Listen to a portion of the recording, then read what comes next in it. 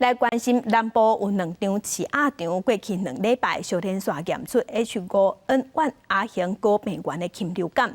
农委会昨昏开记者会，表示这届禽流感画着的病毒，并过去也搁较高炭，到明年3月份，拢是疫情较严、较紧张的时期。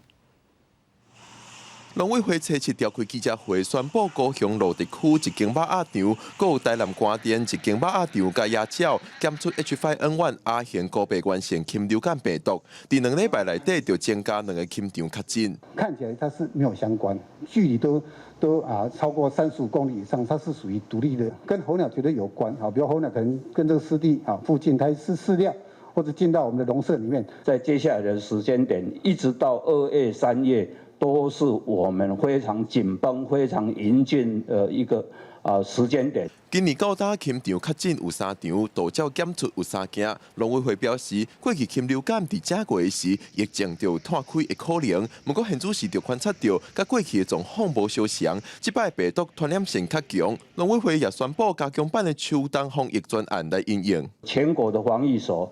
还有防疫机关的话，采取必要的一个措施。养殖场的话呢，是加强消毒、加强采样。如果有异常的状况，就加强把它清除掉。